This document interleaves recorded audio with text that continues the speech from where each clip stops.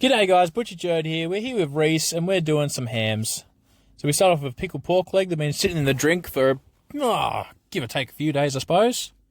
We've got to get rid of this hip bone first. That will get us into the femur bone, which will get us boneless after that, you know. So there's a ball socket joint there. As you can just see, just broke that. So we break that and we just fleece along here, down up along the tailbone, round the hip, round the pelvis, separating that last little bit. Donk, it's out, happy days. And then the femur bone. So what we're doing is a process called tunnel boning. So you run your knife all the way around it. You're trying to keep the edge at an angle so the edge is like close to the bone, or on the bone really, preferably. And then we need to expose the other area. So expose the other side, we've got to get rid of this hock.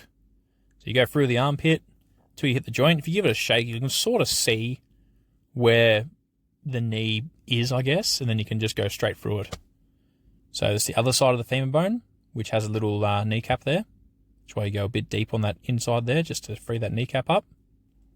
So round and round and round, and then you're just scraping down, just pulling all the meat away. That's it. Then you can pull the bone straight out. Look at that. Easy as. Now it's completely boneless. So we'll throw some strings around it. Reasons why we string it, yeah, they keep even in the oven. You actually fit more in the oven. They cook consistently better. You know, we fit about 30 in our oven.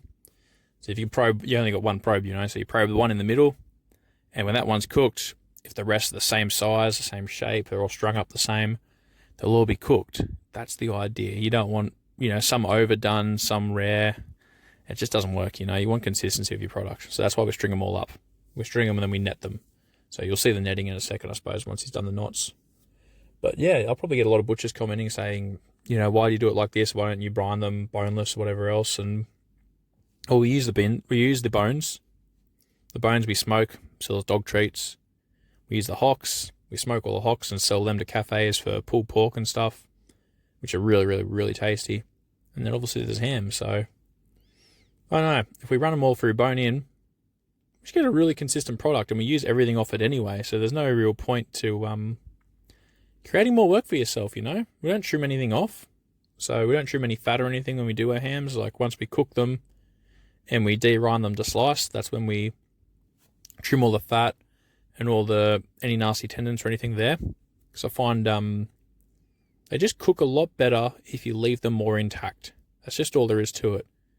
The less you fuck with them, the better they are. That's basically it. So there's one, net it up. Here's the next one in case you missed that hip bone area. So I've got a different angle here, and he's got a different side. So starting down the bottom, working up and around.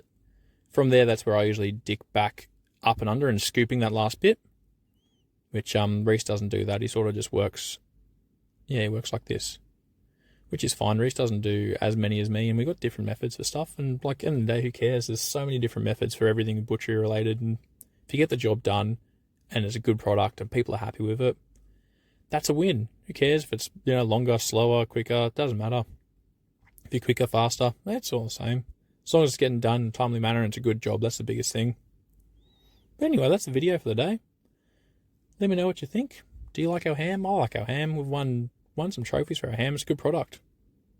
But yeah, let me know what you're seeing next. I can pull these out of the oven tomorrow, so I can show you what they look like then, slice them and whatever else. But I'm getting back into the videos now, so let's start this up again and yeah, let's get into it. You guys have a great day, and I'll catch you in the next one.